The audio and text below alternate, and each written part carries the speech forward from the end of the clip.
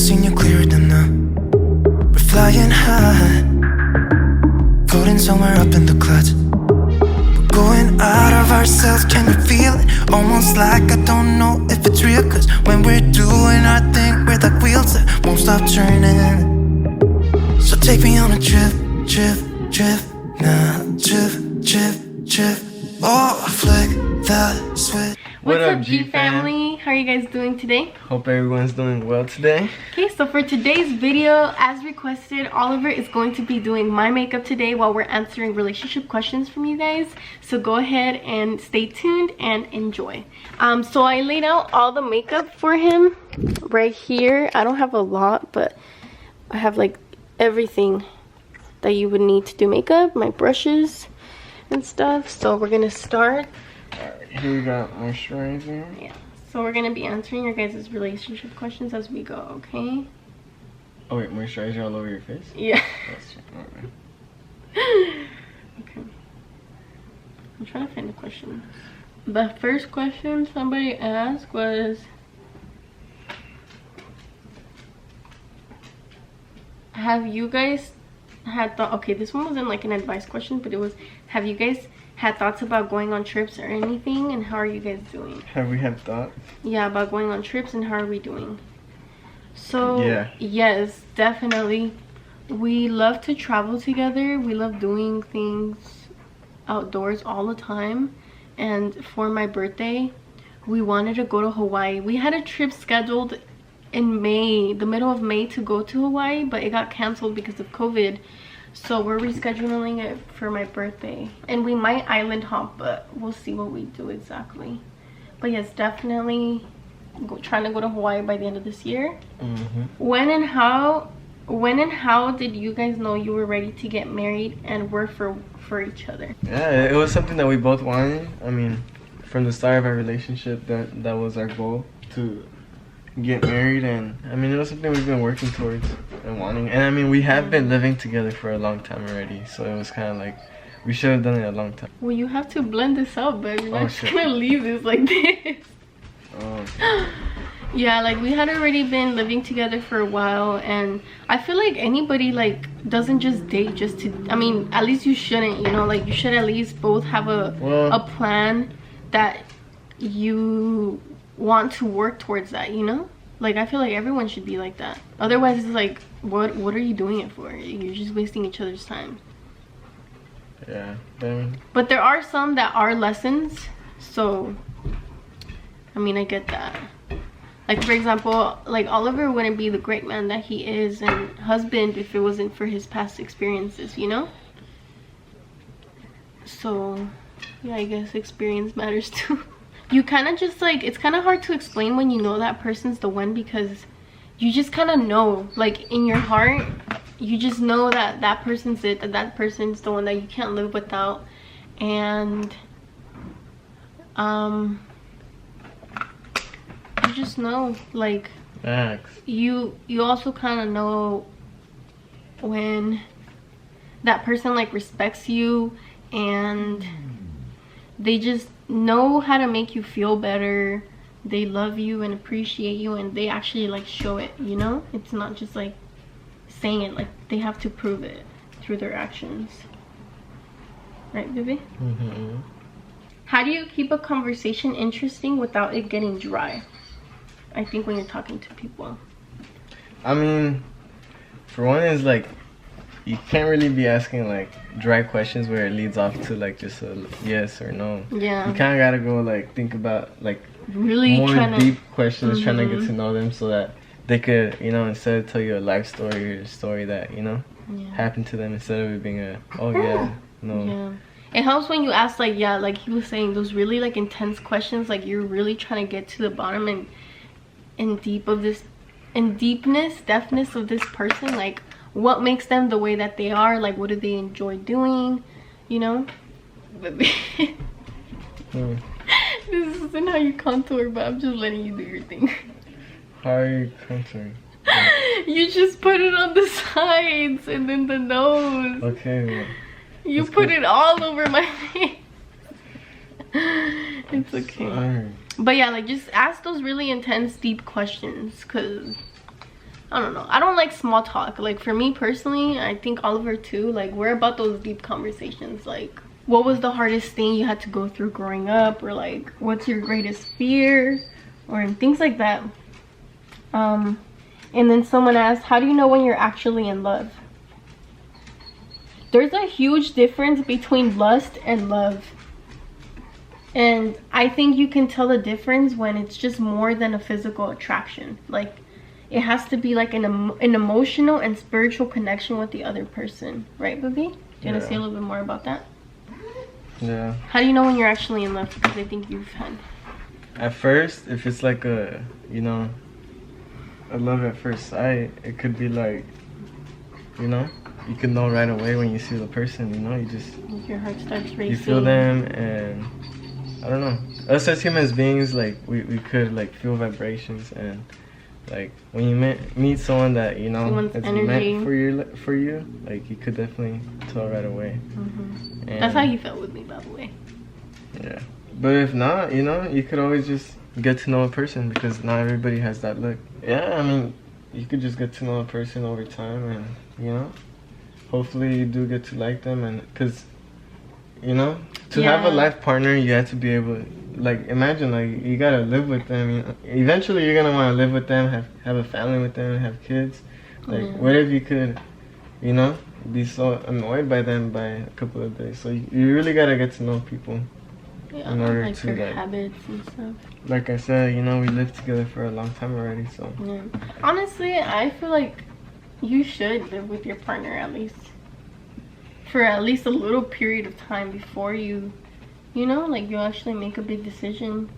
Because you have to like see how well they actually like cooperate, and like, you know, you guys are a team together when you guys are in the same household. You know, like, do they help you out? Are they always gonna have you doing all the work, like all the chores?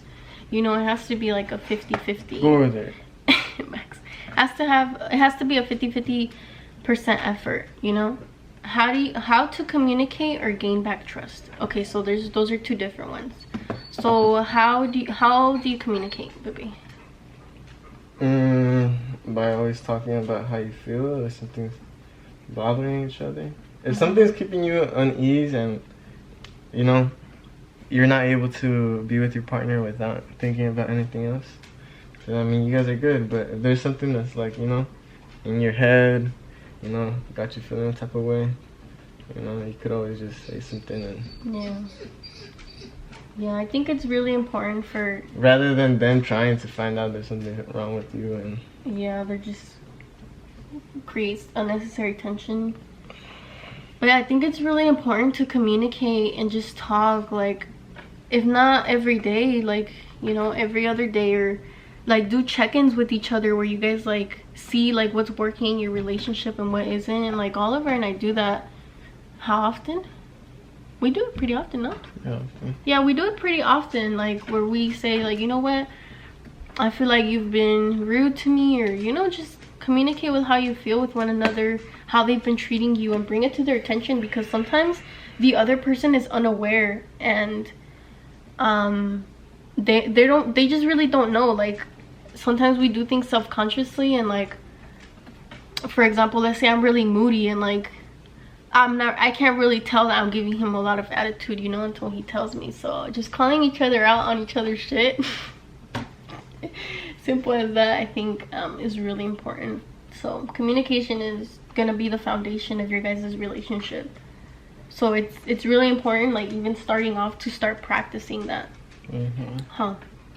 Yeah, because once you guys master that, like, dang, you guys are so much better. Like, I could definitely say Oliver and I's relationship has changed, like our communication since the beginning. How, baby? Like we didn't used to talk, or like you come to a level where you know each other really well, and it's like, okay, they don't like when I do this or whatever. So you like, how do you gain back trust?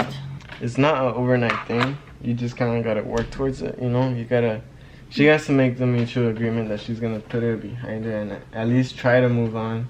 You know, it's hard to forget, obviously, but, you know, it's a two-way thing for it to work out. Because in order, if you guys want to make the decision and keep on going in your relationship, then you guys gotta both put everything behind you. Yeah, you can't be bringing it up. You have to actually like move on from it.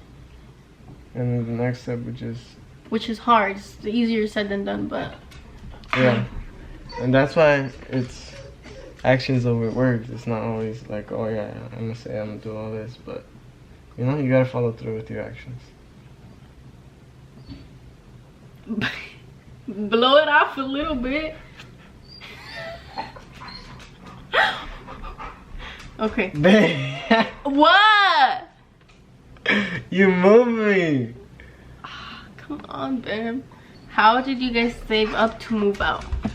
Okay, so we haven't like specifically saved to move out. Honestly, like this move was kind of unexpected because we were planning on just staying with his mom for longer just to help her out, but we came to a point in our life where we were able to not only finance ourselves but also help out his mom a little.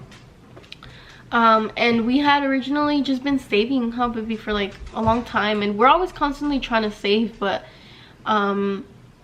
every time like you get paid, you should honestly like just take out like, if not 70% to save, like 50% of your paycheck, save it. Like that's how you're gonna be able to truly maximize your savings, baby?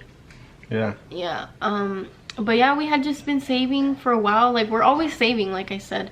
And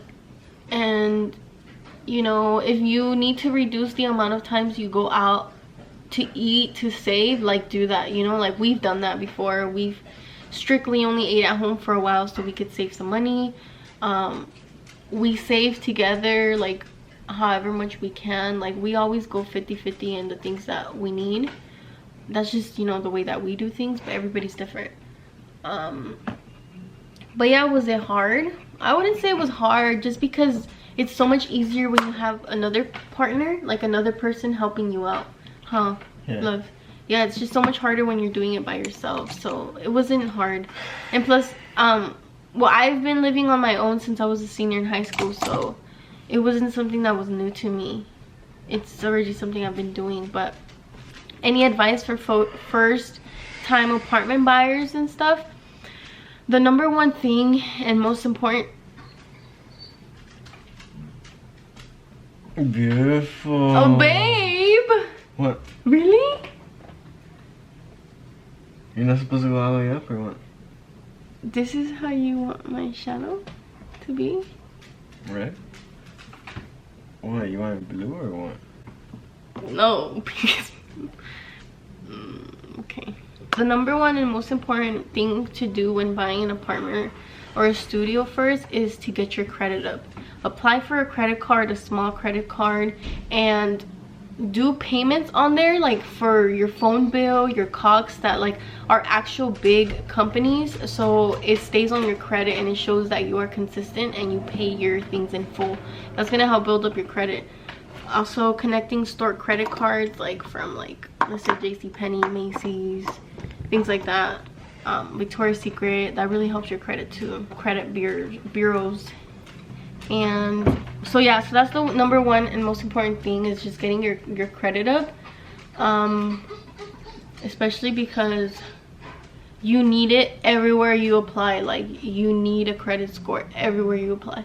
But yeah, like starting off, if it's easier for you, just get a small studio, you know, there's nothing wrong with that. And like when you start comparing yourself to other people, is like when you start losing focus in your own plans and your own path. Like everybody's growth is different, you know, and you guys need to understand that. Not everyone's gonna get a house, an apartment right away when they turn 18. Like it's a process. It's definitely a process.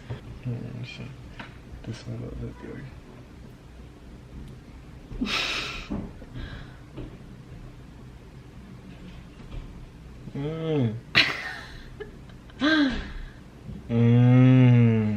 Babe, you really think I look pretty like this? Babe, yes. Are you serious? Babe, it's my first time. If you don't think you look pretty, then just take it off. It took me a long time to do it. This is my finished product, guys. What do you guys think? My gorgeous. Alright guys, this was our finished product. I'm sorry, I'm not the best at makeup, and this is my first time doing her makeup. Yeah, I'm not that great. But I mean, I tried. You want to explain what you did? Well, the lips, she moved, so like, that's why they look all messed up. And the eyelash too. Eyelash liner.